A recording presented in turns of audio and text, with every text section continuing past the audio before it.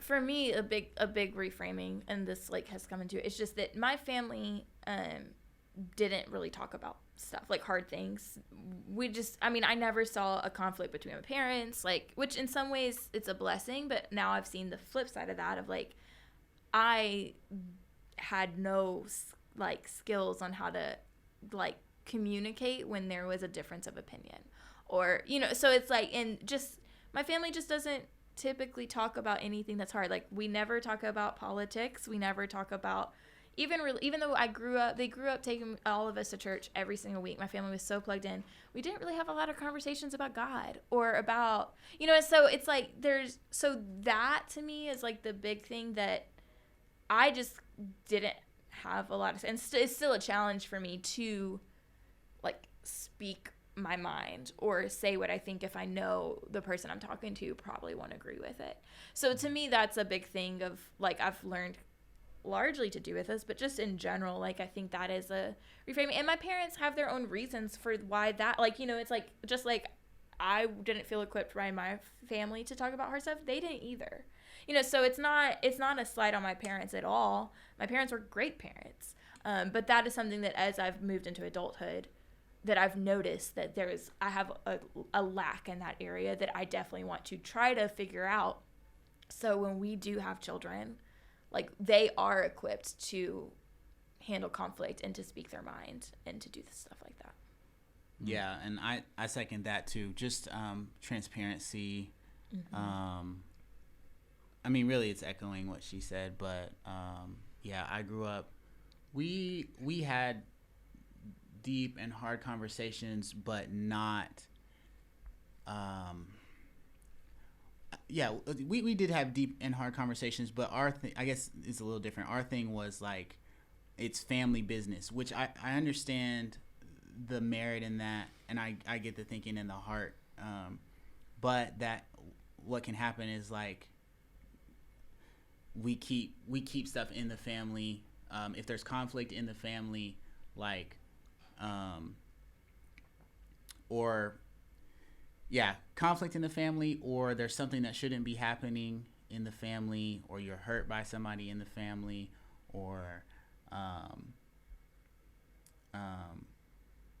or even if it's just like a sin thing, you just keep that like all in the family. We can handle that at the house. We don't bring people into that. That's our business, right? And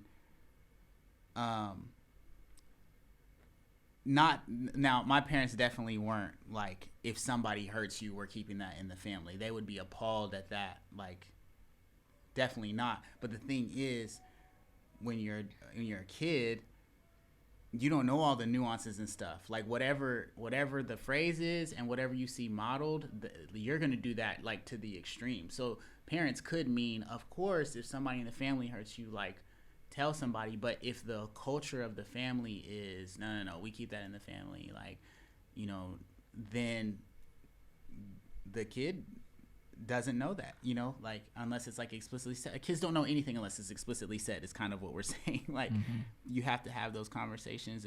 But then I think that directly affects marriage. Whereas like I looked at marriage that way, and you can see in our situation, the Spirit did the work, because if we had taken that approach, that approach loses all benefit in that situation. If it was like, okay, this is family business, this happened between us, but we got to handle this between the two of us, or even we got to handle this between the two of us and some other family members, but this can't get out, like that air of secrecy and hiding for an image or for saving face or whatever. Like, thank God that he came in and was like, all of that's out of the window. Like, tell on yourself, then go tell people, because they are going to be able to walk with to help me drag you out of darkness into light. And then we're all going to walk together on this path of light. You know what I mean? And I say that because I prayed that to God, like that he would. It's a cowardly prayer, but he answered it. It's like, I don't want to step into the light. Like, can you drag me out of this darkness? You know what I mean? And that can't happen if you circle the wagons and be like, oh, we gotta make sure our family name is good, you know. Hey y'all, we hope you loved this conversation. Here at Young Married Christian, we are on a mission to see a gospel-centered home made available for every single child in the foster care system. There are 400,000 kids in the foster care system, and there are 400,000 churches in America. Wow. That is crazy. This is absolutely a solvable problem, and we want to be a part of it. If you want to join us in that mission, text the word freedom to 833-370-1610. 833-370-1610. 833-370-1610. I just did it. And another thing you can do that is really helpful is to smash the like button on this video. Smash it like Satan's face. Crush it like it's Lucifer's head. It really helps us a ton, so smash that like button, subscribe to this channel. That's it. Smash the like button on this video.